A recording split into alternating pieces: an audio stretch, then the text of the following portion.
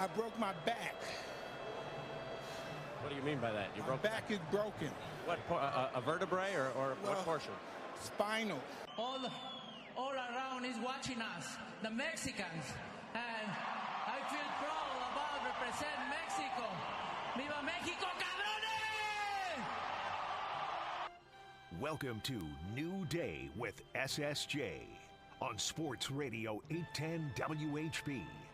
What in the wide, wide world of sports is going on here? Spartans! What is your profession?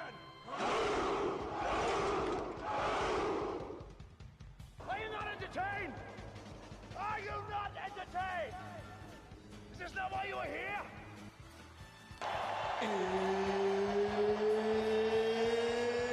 It's time! New Day with SSJ was presented by Walker Medical Linen Services, locally owned and operated, and HLAC certified, meeting the highest industry standards. Walker has partnerships with hospitals, surgery centers, and medical clinics in and around the metro area. Walker Medical Linen Services in Kansas City and online at walkermls.com. That ball's intercepted! It is intercepted! Makuba seals it! Hook 'em horns! They're headed home to Texas to play in the Cotton Bowl! Texas advances! Makuba seals it! Ohio State overwhelming today. And look out, Longhorns, because the Scarlet and Gray Redemption Tour arrives in Texas for the semifinals with serious steam. And for the top seed undefeated team, Dan Lanning could not have seen this knockout coming.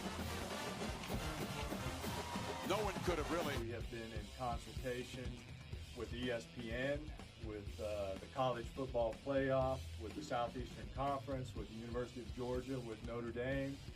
All parties and all agree that it's in the best interest of everybody and public safety that we postpone the game for 24 hours.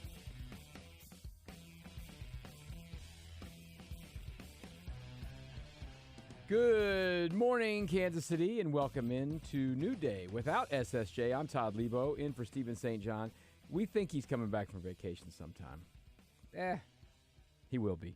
He'll be back here on Monday. But you've got me today and tomorrow. We're going to have a little bit of fun. We've got the college football playoff. It was supposed to be through the quarterfinals last night late, but that did not happen. As you heard the announcement there in the beginning, the Sugar Bowl will be today, actually, now at 3 o'clock our time. And we were going to play it last night, but now we're going to play it today for you. So we'll have the Sugar Bowl for you with Notre Dame and Georgia at 3 o'clock today. A little programming note right out of the chute here. As the tragic events of New Year's Eve, well, I guess it was New Year's Day morning, 3 in the morning, this terrorist attack driving down Bourbon Street, killing people, unbelievable. And obviously shook the world. And, you know, sometimes these things stretch into sports and things like that. And they, you know, just happens to be where the Sugar Bowl was going to be. I don't think this guy was trying to disrupt the Sugar Bowl. He was just trying to kill innocent people. Just happened to be in New Orleans. And the Sugar Bowl is now going to be played today instead of last night. We'll see what effect that has there. But there were a couple of college football playoff games yesterday. One of them was thrilling and the other was not. And I think most people had those flipped on which one they thought might be thrilling and which one might not be. That Texas-Arizona State game looked like it was not going to be fun. It was 14-0 Texas in the first quarter after they had or 14-3, excuse me. Arizona State scored a field goal. Texas 2 plays touchdown. Arizona State punts. Texas runs the punt back for a touchdown. You're like, this is going to be terrible. Texas is going to roast this team. But Arizona State's defense played really well after that. And Cam Scatterbo, you've all seen play a little bit here in the Big 12, had an amazing day. And the field goal kickers, pro, college, whatever, Bert Auburn's a pretty good kicker. He's made some big kicks for them. But Texas, in the final 2 minutes of the game, he missed 2 kicks to send this thing to overtime. Ended up going double overtime, and it was sealed with an interception there by Texas. Arizona State really had a chance to win the game in the first overtime. It was 4th and 13. They allowed Texas to get behind them for a touchdown on a pass. Disappointing end for them, but a thrilling season for Arizona State. And finally, a really good, entertaining college football playoff game. We had not had that. New Year's Eve night, the Boise-Penn State game, wasn't so bad at halftime, but Boise turned the ball over 4 times. Penn State turned the ball over 1 time. Sorry, when you're a 10, 12-point underdog or whatever, you're not going to win a game when you turn the ball over at a -3 clip. Penn State has moved on. They're going to play the winner of this game this afternoon. Texas and Ohio State are going to play in the semifinal. That game will be in Dallas at Jerry World. So, bit of a home field advantage area for Texas, obviously. But if you saw how many Ohio State people were at the Rose Bowl, they're buying tickets, guys. That's going to be a thrilling atmosphere on January 10th. We'll have that game for you, too. We just have all these games for you. Why wouldn't we? Why wouldn't we? So it's a thrilling game. Thrilling, fun game yesterday with Texas and Arizona State. Finally a good one. Ohio State looks angry and ready to crush anybody. They took it to Oregon in a way that Oregon hasn't been beaten in a while. Dan Lanning's very first game he coached was one of those neutral site first game deals where he got beat by Georgia like that. But 34-0 with, almost 400 yards in the first half for Ohio State was big time. Former K-State quarterback Will Howard looked like a star yesterday throwing the ball. Now, I'll say this. Throwing the ball to that Jeremiah Smith looks fairly easy.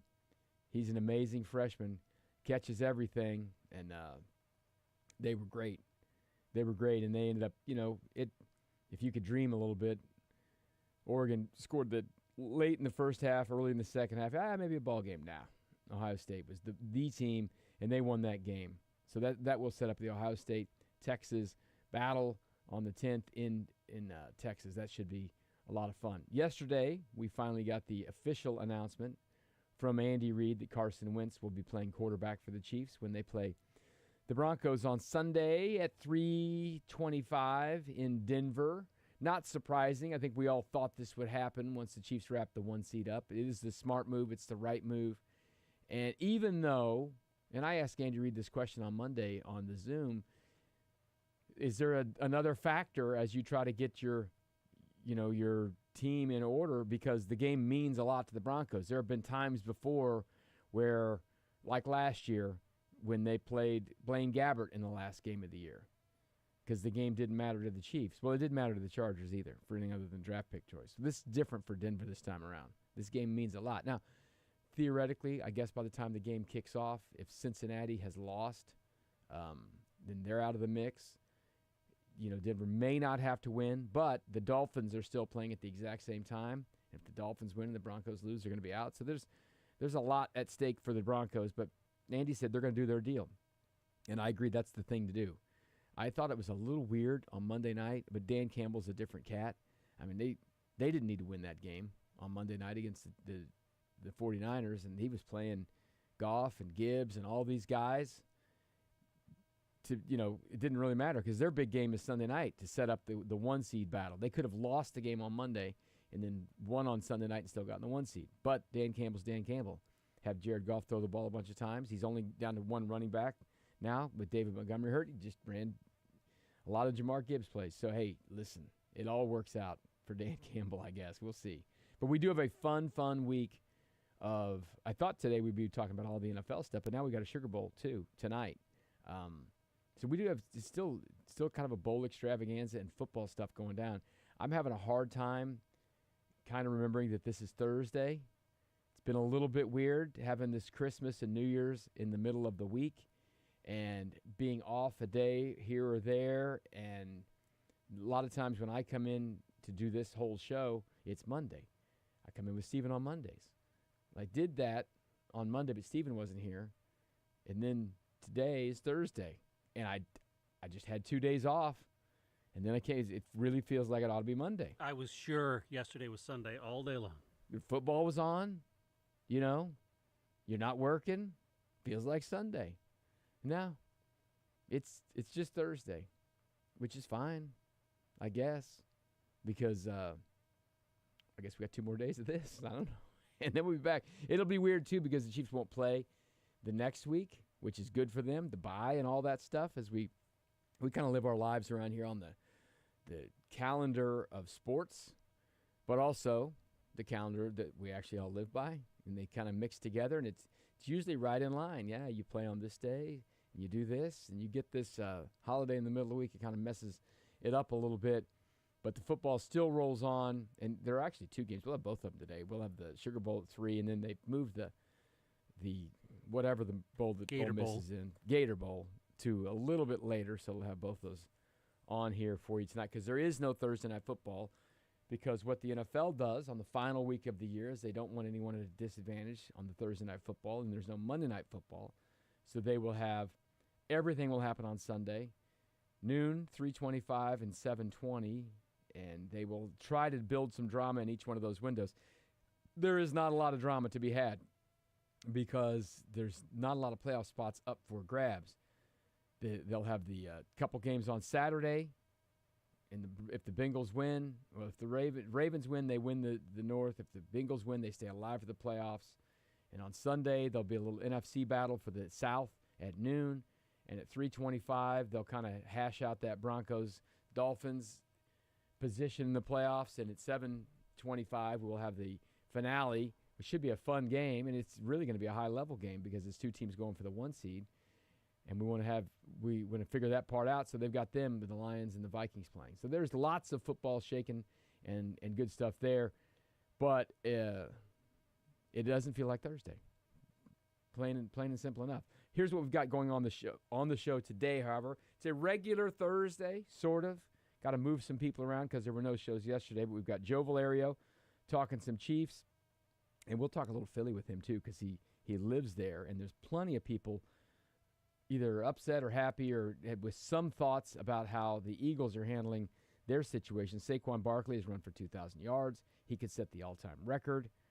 But he is not going to play in Philly's finale because it's not going to change their playoff position. They are what they are, and we'll see the little pulse of the people on what's going on there in Philadelphia with Joe Valerio, former Chief. At 7 o'clock, we'll talk to Mike DeCourcy because I don't know if you've noticed, college basketball is underway. League games have happened. On New Year's Eve, we had the Kansas Jayhawks losing at home for the first time ever to West Virginia in a wild game that came right down to the wire. Then, in my opinion, it looked like Kansas actually didn't get a very good whistle there at the end of the game a little bit. And that most people will complain that happens the other way at Allen Fieldhouse. It's a little shocking to see that. K-State did get off to a win on the 30th at home in Big 12 play, so we'll talk to Mike DeCourcy about that and what else is happening because SEC play will get underway this weekend. Adam Kaplan will break down the National Football League with us at 7:30. At 8 o'clock, we'll have Dieter and Sherm, and according to Jake's notes that he left for the Drake, Sherm in studio, Dieter on the phone. We'll see how that works out. Be good to see Sherm in studio, talk to him about the Chiefs finale because as you guys remember, Sherm mostly was a blocking fullback and got a carry or a catch here and there, but he got a whole bunch of carries the last game of the year in Patrick Mahomes' first start in a situation like this where Carson Steele is likely going to get a lot of carries as a Chiefs will be resting Isaiah Pacheco and Kareem Hunt, so there'll be some carries to go around. We'll talk to them about the season, if they'll allow us to talk about football. We may get talking not about football. A lot of times they say no football, but we'll see. And at 9 o'clock, we'll go to school with Jesse Newell from the Kansas City Star, talk about the Chiefs and everything going on with him to wrap up this show. And then, as I said, we do have The Zone coming up today at 11 o'clock. The program was Soren Petro, but just for an hour because the Sugar Bowl we will play at 3 o'clock. We won't do all the pregame stuff. We'll get there in time for the kickoff at 3 o'clock, assuming things don't change and they switch anything else. Who knows? I don't know. I don't think they're going to change anything else today. I didn't think I was going to wake up yesterday morning and see that some fool had driven through Bourbon Street and killed a bunch of people. But that's the world we live in. You never know what's going to happen here or there. All right, so we are underway here on The Zone. This isn't The Zone. I'm not hosting the Zone. We're underway on New Day. I thought I was going to say Border Patrol. We're underway on New Day. We're gonna get Joe Valerio on. We're gonna break down the National Football League with him, and hopefully make it through. I guess this is Thursday. You're telling me it's Thursday. I believe you. It's Thursday. It's some show on some day. It's a show. On Sports Radio 810 WHB. We know that. We know that. We're doing a show here, so we'll talk to Joe Valerio when we get back about the Chiefs and what's going on in the National Football League.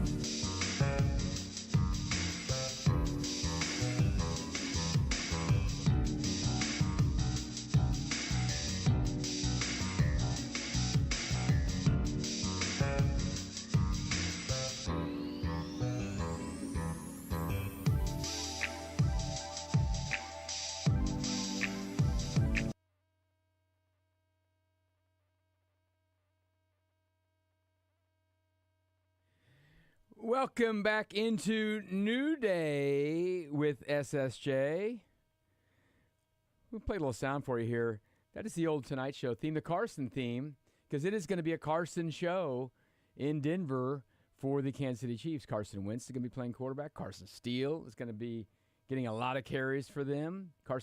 Both Carsons met with the media yesterday on New Year's Day because it was just Wednesday for the Chiefs. This is a regular day for them. They know the days of the week this week because they're playing on Sunday. It's been a rarity recently for them. But here's a little bit of Carson Wentz, who was a very high draft pick, obviously, playing very well for a while with Philadelphia until he got hurt the year and didn't end up winning this. They won the Super Bowl, but he wasn't the quarterback because he was hurt. He's been kind of around the league since then. Andy Reid said some really nice things about him in the last few weeks, that he's someone who could still be starting in this league. He's going to get his chance to start in this game, and he was asked kind of what he expects out of himself on Sunday against the Broncos. Have fun, and obviously I want to play well and have success out there, and ultimately more than anything get a win. That's the goal. Obviously, we know the circumstances. We know, kind of where we're at and the reason I'm playing, not Pat and all the things. But I still go out there and expect to win. I'm going to prepare to go out there and win and have a good performance with this offense. And, we're preparing for that. We talked during camp how this is a different role this year for you than what you've been used to.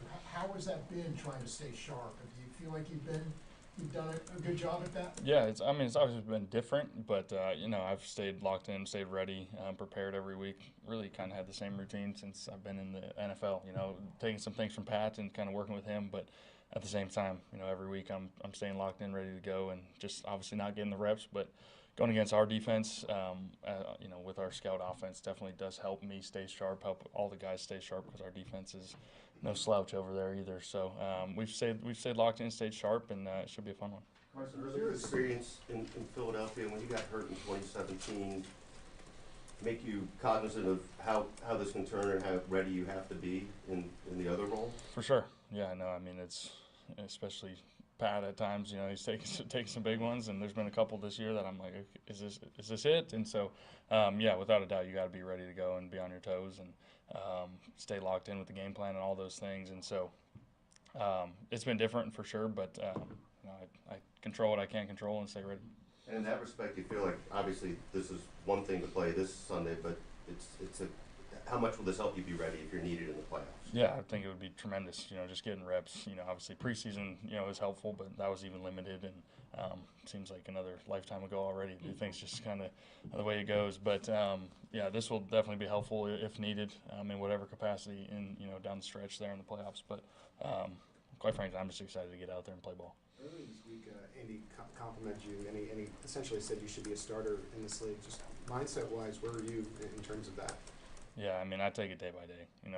I'm confident in myself. I'm confident in my abilities, and what I've done in the past is in the past. What good, bad, and different. I'm so confident I can play at a high level, and so I'm looking forward to hopefully doing that this weekend and having fun while I'm at it. I think Carson Wentz is going to play well in this game. He's had some really nice moments in the National Football League as a quarterback, and being around Andy Reid generally brings out the best of quarterbacks. I expect he's going to be very good in this game. And I know a lot of people, the Chiefs are 8 or 9 point underdog. They could absolutely win this game with Carson Wentz out there. They'll go out and have fun. I expect last year, the game that they beat the Chargers, they won 13-12, and there was no offensive touchdowns. I think there's going to be some offensive touchdowns in this game for the Chiefs. I think Carson Wentz is a better quarterback than Blaine Gabbert. Is he on a 1 or 2 year deal? Just one. So this is like, kind of a bit of an audition to get a job somewhere else. But it's going to be hard for him. There are plenty of places that could use a veteran quarterback to come in and shore things up for a year or two. But I don't know if he's going to be anything more than a 1-year quarterback unless he got extended playing time. And he does not have extended playing time. They hope he doesn't have extended playing time. They hope this is one time for him. But he's a good dude who played well in Philadelphia. And it's one of those weird things. He was really playing well and got hurt later in the year, and they ended up winning the Super Bowl, and Nick Foles got to be the hero of the thing, but they wouldn't have been where they are without him. It's got to be bittersweet for him on that front, but he'll get a chance to play a lot on Sunday when the Chiefs play the Broncos. That should be good for him. When we come back, Joe Valerio will join us. We'll talk a little National Football League on New Day without SSJ.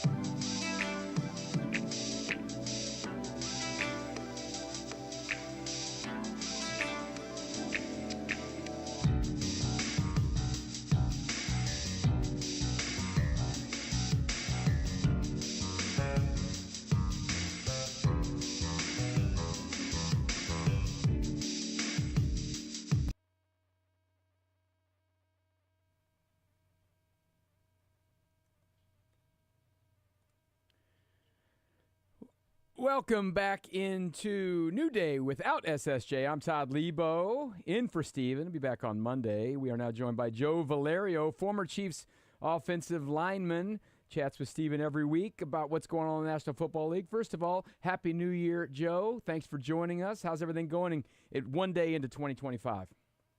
Hey, Todd, it's going great. Yeah, it's a great way to kick off the new year, talking some Chiefs football, talking some NFL, talking some playoffs. I mean, there's a lot at stake for some, not so much for others, but I think it's going to be an intriguing week for every team, regardless of whether or not you've locked up a seed or, where you are in the playoff scheme. I think it's a fun time to watch and just be a football fan, especially when your Chiefs have the number 1 seed and you can sit back and watch it all unfold. Yeah, that will be pretty fun, and this is kind of an interesting part of what they're doing. They're going to play Carson Wentz. They're going to play a lot of linemen, some of their young guys who haven't gotten to play much this year. It's going to be that kind of game for them. On the other side of it, though, they're playing a Broncos team that needs a win. So that's the kind of delicate balance that happens in the league. Many times in the past 5-6 years, the Chiefs have not been playing for something in the last week of the year, and they've had, Chad Henne play a game or Blaine Gabbert last year or Chase Daniel in years past. It hasn't always meant that much for the opponent, though. Does it feel a little bit different for a team to not play their starters when the other team is looking to win a game? Or is that just, you have to take care of yourself? Yeah, it's an interesting dilemma, right? Because if you look at over the course of the years, the Broncos really have become the new Raiders in the Chiefs' sort of rivalry, thoughts. And at least when I was playing in the 90s, I mean, yeah, it was always Coach Schottenheimer's, Raider week. But, in this new world, it really has become more, when the Broncos, Peyton Manning getting the Super Bowl and having that era with Shanahan and, with Elway, that really became the Chiefs' rivalry. So going into this game, watching, almost, I don't want to say you're kind of giving them a game. These are all still NFL players that are going to go out there to try to win. I mean, Carson Wentz is he's a former, stud with the Eagles. Obviously had his sort of trials and tribulations, and he's making his comeback. But nonetheless, he's still a super highly respected backup quarterback. So it's not as if the Chiefs are rolling over and giving it to the Broncos. But when you're trying different things and you're playing different players in different spots, I mean, you aren't going out there with your best, and that's a Captain Obvious statement. So you're almost giving them points advantage, right, to win a game against your vaunted rival. So it's kind of it's weird. It just has a weird feeling to it when you're not putting your best out there against your rival, and that if they win this game, okay, playing their best, because the Broncos are going out there as if this was game 1 of the season, or it's a playoff game for them, really, technically, if you think about it.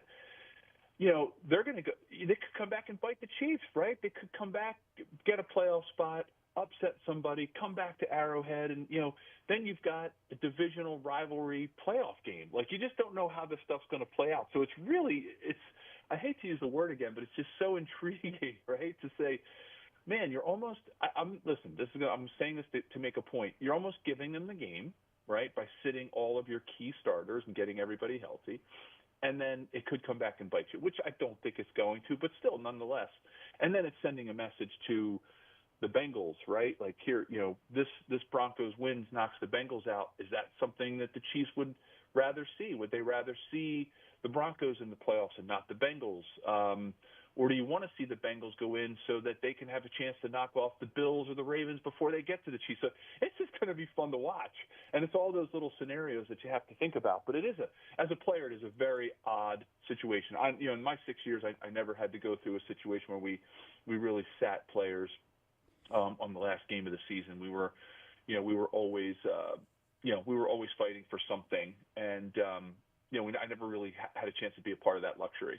Yeah, it doesn't happen this way every year, but it does here and there, right? I mean, there's some things. And this year, around the league, there's not much at stake, but there is something in every little time window, right? There's some things on Saturday, obviously, with the Ravens trying to wrap the division up and the Bengals trying to stay alive. And then Sunday, the noon window, you've got the NFC South up for grabs. And then the 3:25 window, you've got the Chiefs, Broncos, Dolphins, all that going down. And then you've got the crazy one on Sunday night. I do want to ask you about the Sunday Night Football. When the 1 seed is a big deal in the NFC, the Chiefs already have it in the AFC, but it's going to be the Vikings and the Lions, a divisional thing, right? This you just talked about Chiefs, Broncos, Chiefs, Raiders, all that kind of stuff.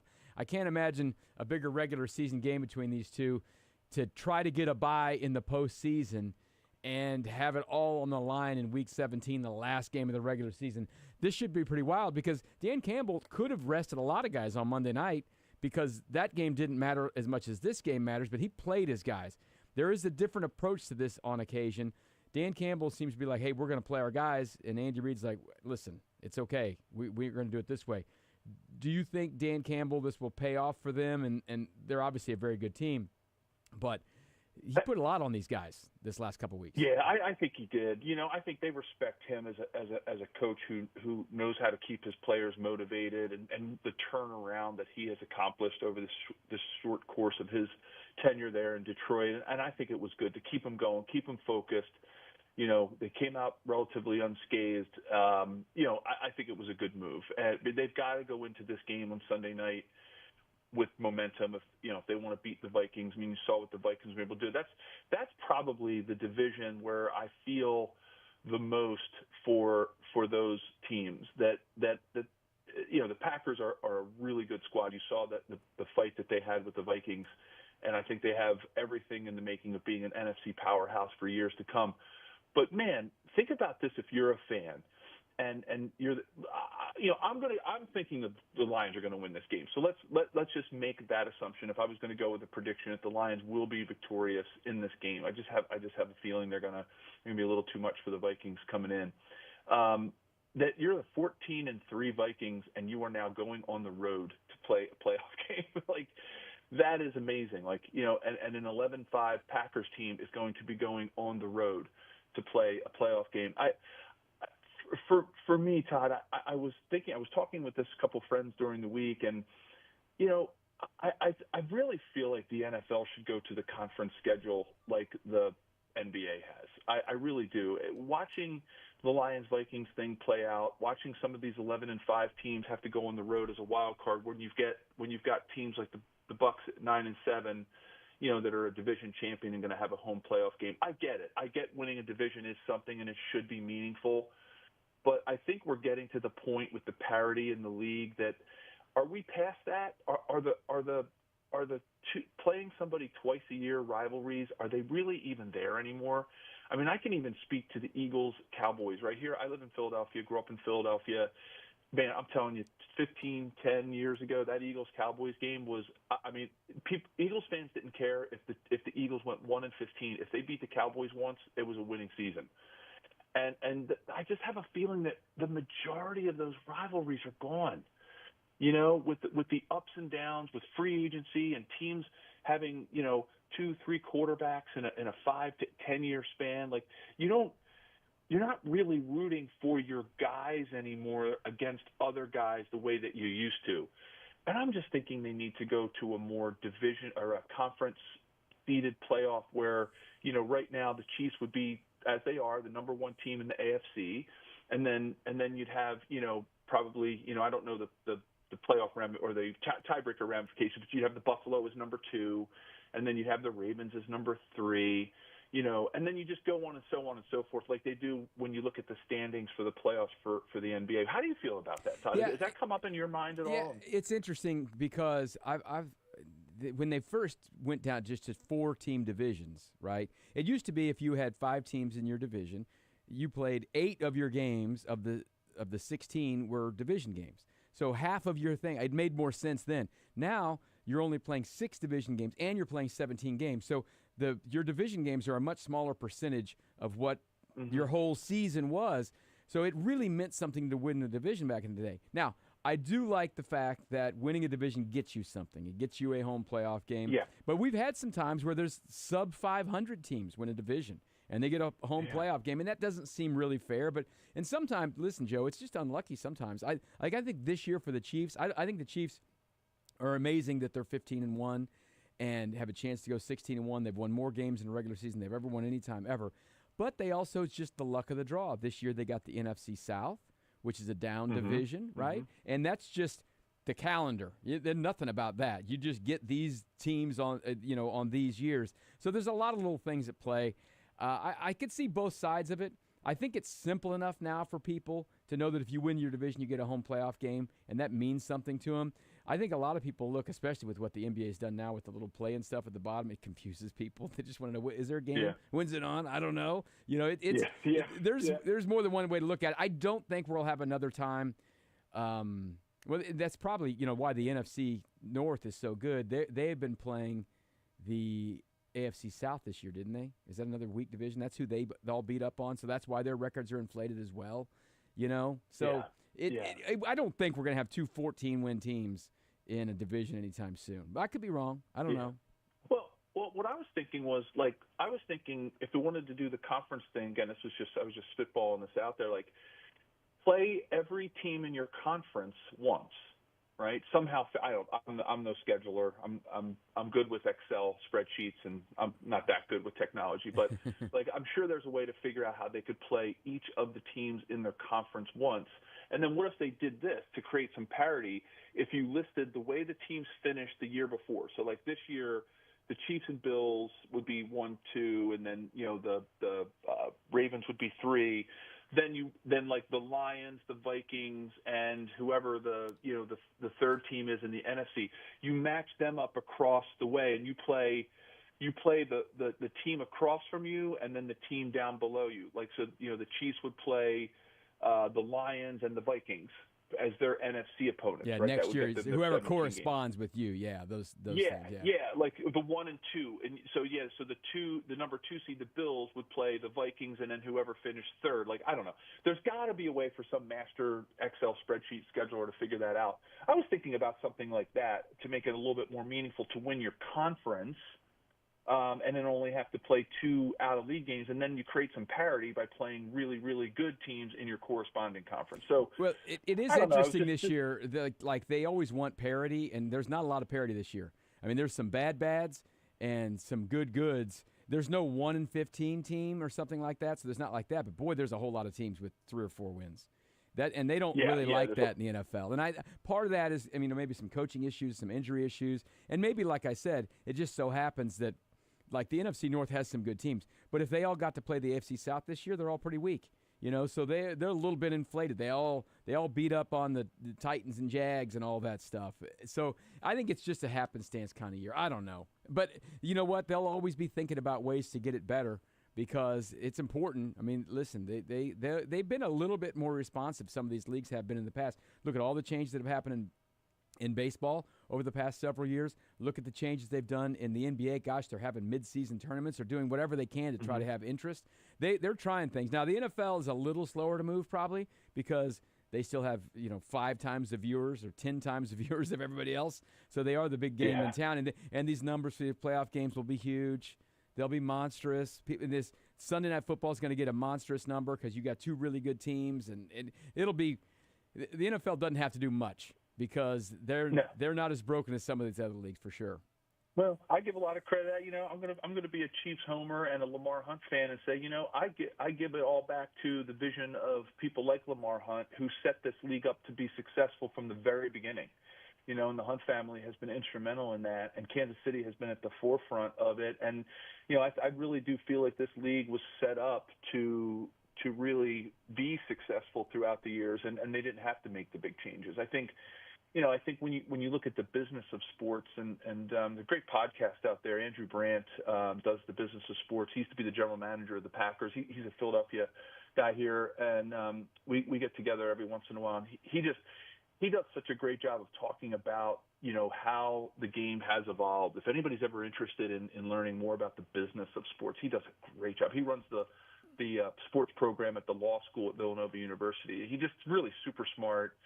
And, we talked once on our podcast, Believe in Chiefs with Jeff Fedotin that I do. And we were talking about, the biggest thing that ever happened to the NFL in the last several decades has been free agency, right? And what impact that has had on the game and what it has done. And, how the NFL responded, they put the cap in, they made sure that it didn't get to where the big markets, were unsuccessful, or more successful than the small markets by sharing revenue, sharing T-shirt sales, sharing jersey sales. Like the NFL, man, they just do it right from that perspective. If you're going to make big changes like giving players free agency, you're going to have to pivot and adjust, and that's what they did.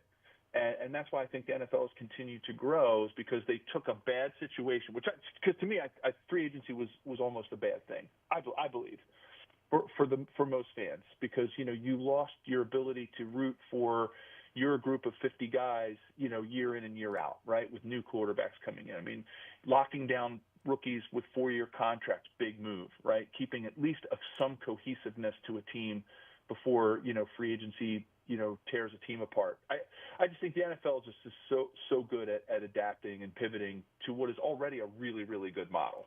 Yeah, it's amazing. We say this all the time around here. We look in the AFC right now.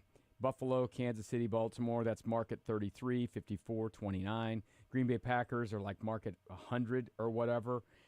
Listen, and the New York teams are bad right now, and that's right. not because the rules are set up against them. It's just because they've done it poorly. If you're bad in the NFL for a long stretch of time, that's on you. You've made bad coaching hires. You've picked bad quarterbacks. Maybe you've had a little bad luck here or there, but it just blows my mind. And then you think, listen, Cincinnati's not doing as well this year, but that's also a 30s market or whatever it is. And they all of those places I just said have Josh Allen, Patrick Mahomes, Lamar Jackson, Joe Burrow all locked up. It wasn't like listen, when the Royals were good and won the World Series in 15, we just knew that Eric Hosmer was going to be gone. We knew that Mike Moustakas was going to be gone. That's just how it works. You can't have these guys. So the NFL does kill it. It's awesome, and it's great. Hey, Joe Valera is our guest. I want to ask you about one more thing here about the Chiefs game. Yeah. Not just Carson Wentz is going to be playing. They're going to have a lot of good young offensive linemen who they drafted this year who haven't gotten to play. They're going to be playing. What do you think this week is like for those young offensive linemen who have been doing all their reps, doing all their stuff, to know they're going to suit up, we get the shoulder pads on and go out there and actually get in the game? How much fun will that be for these young guys? Oh, it's everything. I mean, the game of football is a game that you adjust.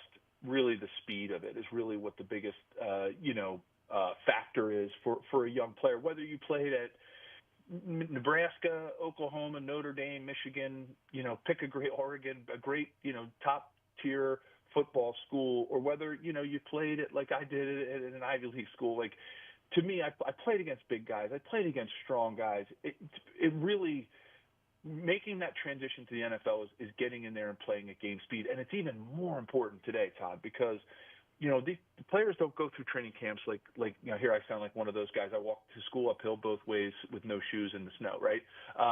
Old school leather helmet guy. But we practiced like we played, and we scrimmaged, and preseason games were full go, starters playing a half. Like today, players don't, with all the rules, players don't really get the kind of speed adjustment that we were able to get. And I think it's probably even more important for their development to get out there and go against other hungry players that are going to be playing 110% at their speed level.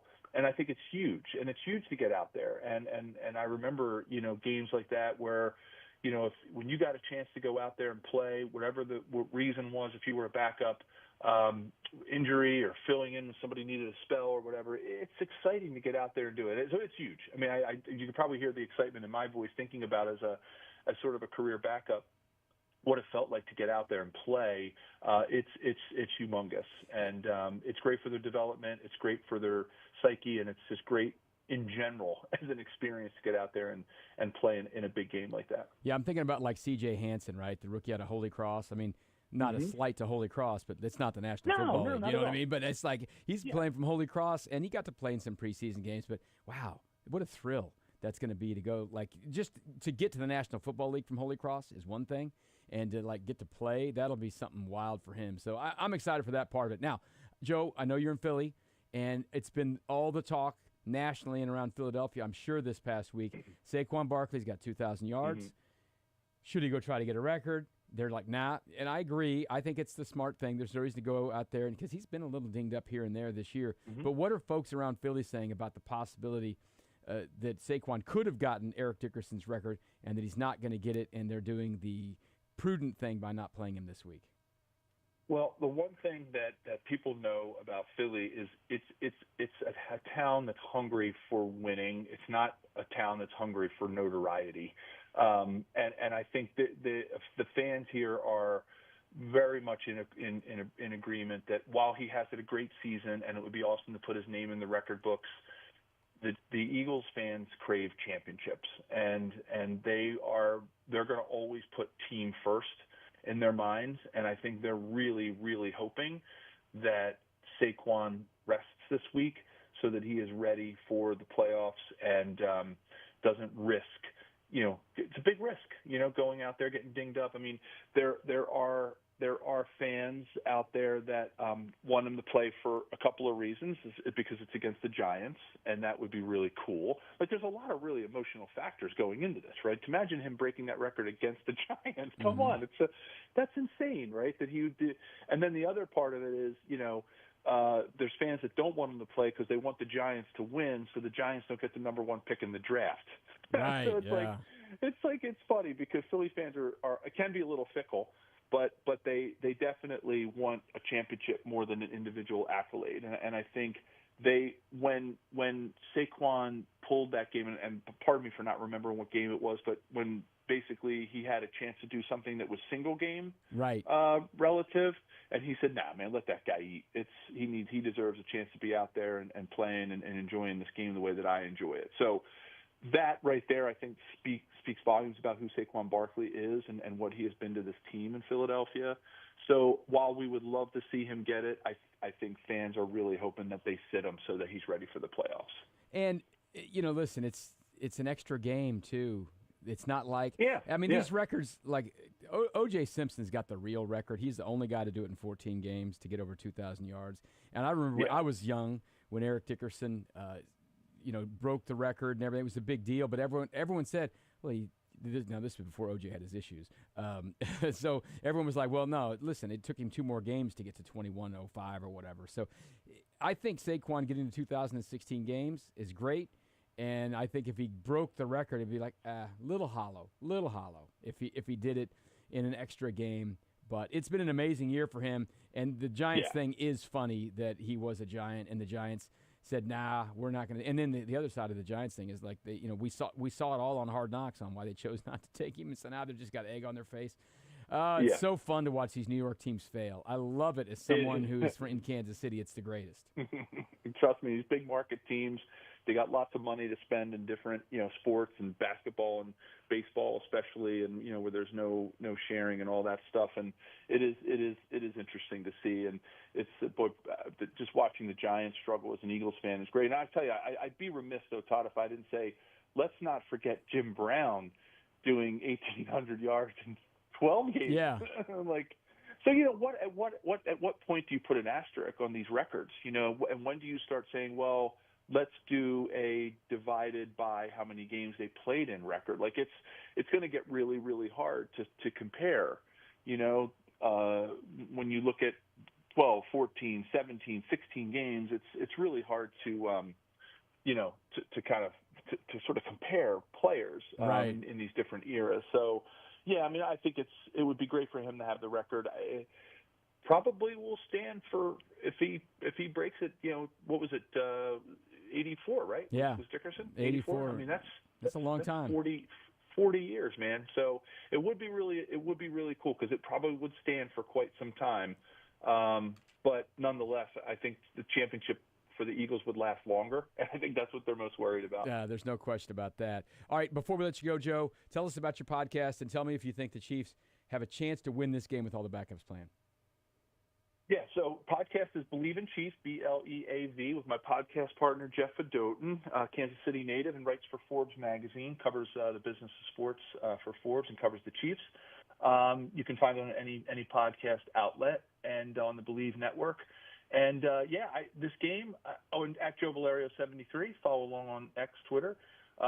This game, I absolutely think the Chiefs have a chance to win this game. I mean, I think Carson Wentz is a proven quarterback who can play. I think with the desire for this team to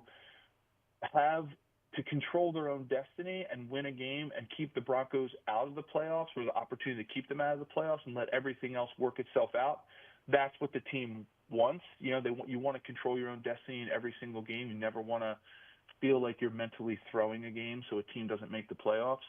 Or go a la the Bengals with the Broncos win. I just think the Chiefs are going to go out there. I think that it's going to be close, though. I think the Chiefs are going to pull it out. I think it's going to be a relatively low-scoring game, as most of the Chiefs games have been this year. I think the Chiefs win this game 21-17. Should be fun. Thanks so much for your time today, Joe. Awesome, Todd. Enjoy the rest of 2025. It's going to be a great one. Great to be with you, Todd. Happy New Year, my friend. All right, buddy. That's Joe Valerio from the Believe podcast for the Chiefs. He's a great guy, knows a lot of stuff about football, and great insight there. We're going to take a quick break. We come back. We're going to talk a little college basketball, if I read my list right, with Mike DeCourcy from the Sporting News.